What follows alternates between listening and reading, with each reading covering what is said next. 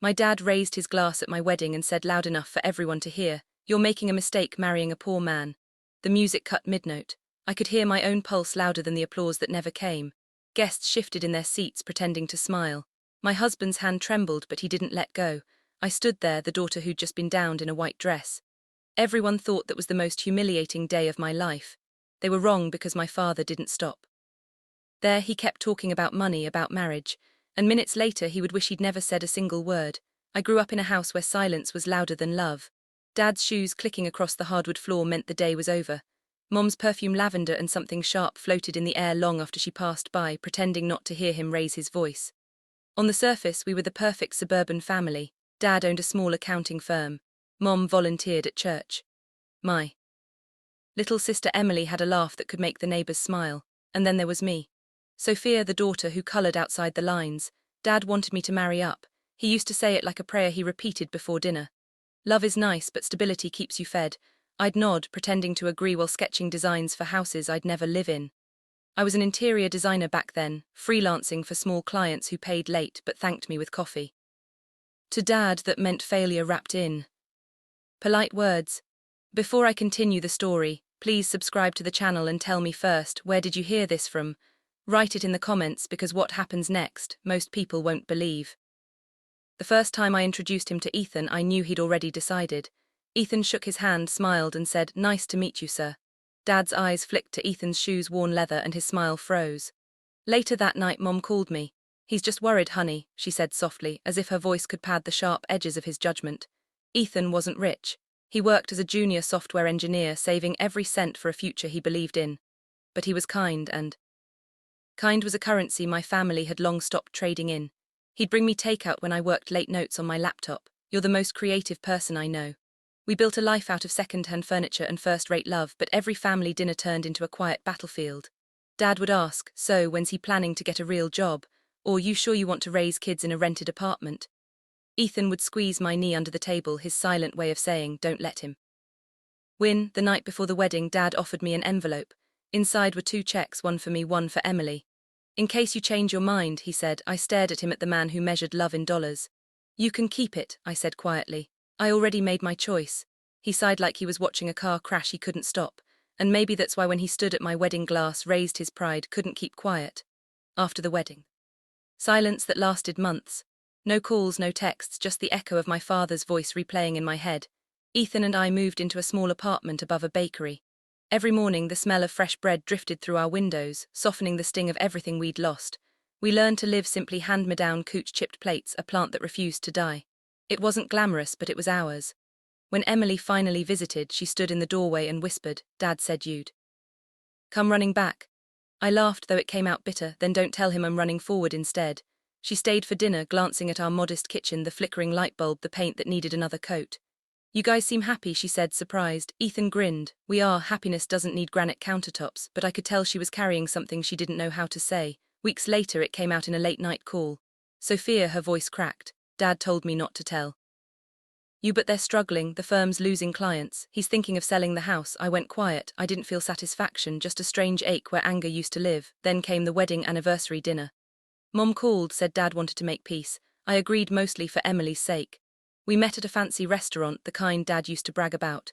He arrived in a suit that didn't fit like it used to. His hair had more grey, but his pride was intact. He talked about investments, responsibility, how Ethan should consider something more stable. The same sermon, just served on a more expensive plate. But halfway through dessert, Emily blurted out, "Dad, maybe they could help us with the loan." His fork froze midair. I looked at her. "What loan?" The silence stretched. Dad cleared his throat. "It's nothing you need to worry about." But Emily's eyes darted, guilt written all over her face. That night after they left, Ethan and I sat in the car outside the restaurant. "They're in trouble," he said quietly. "And she wasn't supposed to tell you." I nodded. "He's too proud to ask. He'd rather choke on his own pride than admit he needs help." Ethan reached for my hand. "What do we do?" I stared out the window, watching the city lights blur. "We wait," I said, "because something tells me the story isn't over." And I was right. The next time I saw my father, he wasn't talking about my mistakes. He was about to make one of his own. A few weeks later, the phone rang just after midnight. Emily's name flashed across the screen. Her voice was trembling. "Sophia, Dad asked me to co-sign a loan for the firm. He said it's just a formality," but my stomach tightened. Emily, don't sign anything, she hesitated. He said you wouldn't understand that you always think he's the villain. Then tell him villains don't ask their daughters to save their pride, I said quietly. By the next morning I knew I couldn't just stand by. Ethan was already at the kitchen. Table, coffee steaming, laptop open. We'll figure it out, he said, eyes scanning spreadsheets and legal blogs. If he's using Emily's name for collateral, that's not just wrong, it's illegal. We spent nights researching, buried in words I'd never thought I'd read. Liability, misrepresentation, elder financial exploitation. It wasn't just about money anymore. It was about protecting the only person who still tried to believe in the good parts of our family. Mom called days later. Your father's been under pressure, she whispered. Don't make this harder. I almost laughed. Harder than standing by while he ruins Emily's credit. No, Mom, this time I'm not pretending. That evening I drove to my parents' house. The porch light still flickered just like it did when I was a kid. Inside, everything smelled the same. Lemon cleaner and Dad's aftershave. He was at the table, papers spread everywhere. What are you doing here? He asked. Without looking up. Trying to stop you before you destroy Emily's future, I said. He scoffed. Don't lecture me, Sophia, you chose your path, let me handle mine. I slid a printout across the table. You mean the one where you borrow money in her name? I talked to a lawyer, it's fraud. For the first time his eyes faltered. You wouldn't tell, protector? Yes, I would. He stood, voice shaking with anger. You've always been dramatic. You think love means interfering. You don't understand. Responsibility. No, Dad, I said, meeting his gaze. I understand it better than you do. When I left, the air outside felt colder, but my mind was clear. Ethan was waiting in the car, headlights cutting through the dark. Well, he asked. He's cornered, I said, but he's not done yet. We met with our lawyer the next day, a kind woman named Grace. Firm handshake, sharper eyes, document everything she said, emails, texts, any proof that Emily was coerced. Ethan nodded. We'll be ready. The days crawled by. Dad stopped returning calls. Mom kept saying it's just stress. But I could feel it, something bigger was coming. On a rainy Friday, Ethan turned from his computer, face pale. Sophia, look, he showed me the notice. Dad's firm was under investigation. Misused funds, false signatures. I didn't feel triumph, just a quiet, heavy relief. Grace was right, I said. He's about to face what he's been running from. Ethan took my hand. What now? I exhaled slowly. Now we wait. For him to land, because when he did, I'd be standing there with the truth. He could no longer outrun. The day everything came crashing down started with a call from my mother. Her voice was barely above a whisper. They're coming for him, Sophia. I froze, the sound of my coffee dripping in the background. Who's coming? The investigators. Someone tipped them off. They're at his office right now. For a long second I didn't move, then I said, good. Ethan looked up from his laptop. I must have sounded cold, but inside I was shaking. It wasn't satisfaction. It was years of fear finally collapsing into silence. We drove to the firm, parking across the street. Rain tapped against the windshield in steady rhythm. Through the glass I saw them, two officers in dark coats. One man in a grey suit with a clipboard. My father stood by the door trying to look composed. He wasn't succeeding. Do we go in? Ethan asked. Not yet, I said. He needs to face it first. 4 years. He told me I didn't understand responsibility. But standing there soaked in the rain, I realized he was the one who never did. Hours later, Mom called again. He's being questioned. They say someone used false signatures for loan applications. He swears it wasn't him. It was, I said quietly, and he knows it. That night when the news broke publicly, the headline flashed across every local feed. Miller Accounting under investigation for fraudulent loan filings. Emily called me crying. What's going to happen to him? I wanted to tell her he'd be okay, but lies were part of what broke us. He'll have to face it, I said instead. But he's not alone, I'll be there. The following Monday, Grace, our lawyer, called. They're allowing voluntary cooperation. If he admits what happened, they'll consider leniency. He needs representation immediately. I said, he'll never ask, then you'll have to show up before pride buries him. So we did. Ethan and I drove to the courthouse the next morning. The sky was bright, painfully clear, as if mocking how heavy everything felt. Inside, Dad was seated at a long table with stacks of files beside him. His eyes met mine for the first time in months. I expected anger. I saw fear. Sophia, he said slowly, why are you here? To make sure you don't drag Emily down with you. He swallowed, jaw tightening. They said someone forged documents. They think it was me. It was you, I said, and if you don't tell the truth, they'll charge her too. Her name's on the forms. His eyes darted to the floor. I just wanted to keep the business alive for the family, by using your daughter's credit. By lying, my voice cracked. That's not for the family, that's for your ego. Ethan stepped forward, calm but firm. Mr. Miller, this is the part where you stop talking and start listening. The investigators already have the evidence. The only question is whether you'll take responsibility or let Emily take the fall. For a long moment no one breathed. Then my father sagged back in his chair as if the air had been knocked out of him. I never wanted to hurt her, he whispered. Then prove it, I said. Tell them the truth. Grace leaned forward. Mr. Miller, I can negotiate terms if you cooperate. It's your best chance. He nodded slowly. Fine, I'll tell them everything. The hearing was quiet, clinical, like watch. Stranger dismantle my childhood piece by piece. Dad admitted the false signatures, the loans, the misused funds. I sat beside Emily, her hand trembling in mine. Mom was in the back crying silently. When the judge finally spoke, his words felt both heavy and merciful.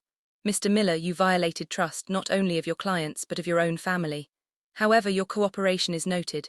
You will pay restitution and serve probation. It was over, but it didn't feel over. Outside the courthouse, reporters waited. Cameras clicked, my father shielded his face. But when one of them shouted, Mr. Miller, how does it feel to lose everything? He stopped walking, he turned to me.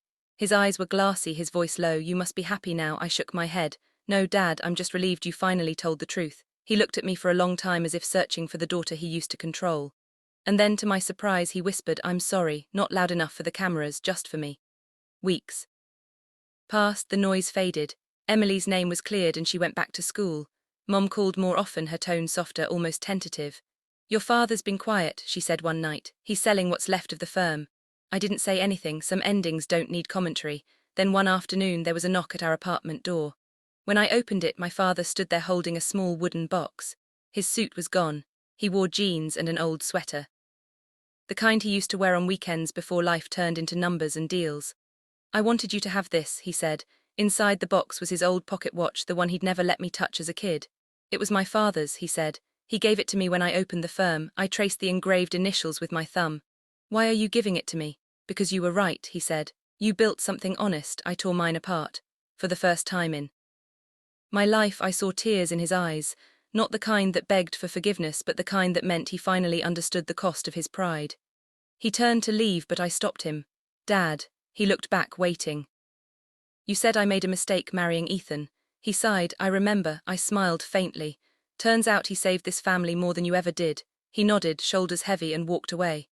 That evening, Ethan found me sitting by the window, the pocket watch ticking softly in my hand. Ah. You okay? He asked. Yeah, I said. It's strange. I spent years wanting him to apologize, and now that he has, it doesn't hurt anymore. Ethan smiled gently. Maybe that's what healing sounds like.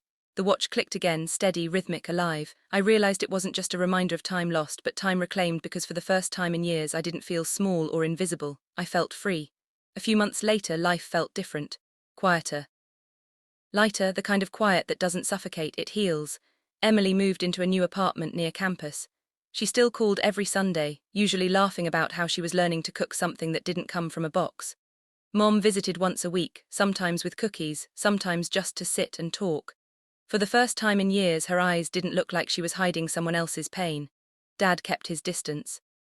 He sold the firm, paid what he owed, and started working part-time doing small business bookkeeping. It's humbling, he told Emily once. I wasn't sure if that was regret or growth, but maybe it didn't matter. Ethan and I built our own firm, small but honest. We even hired a few interns, kids who reminded me of myself when I was terrified of failing. Sometimes I'd see Dad's old watch ticking on my desk and I'd smile, not out of victory but peace. The last time I saw him, it was at Emily's graduation. He stood quietly in the crowd, clapping. Eyes damp. When he looked at me, he didn't say a word, he just nodded. And in that small, wordless moment, I knew we'd finally made it through. I used to think revenge meant watching someone suffer. But now I know it's watching them learn. Watching them face the truth they ran from and finally understand what love was supposed to look like. My father lost everything he built, but somehow we all gained something better. Honesty. If this story reminds you of your own family, you're not alone. Sometimes healing starts when we stop trying to prove our worth and just live it. Share this with someone who needs that reminder. If you enjoyed the story, hit like, drop a comment and subscribe for the next chapter.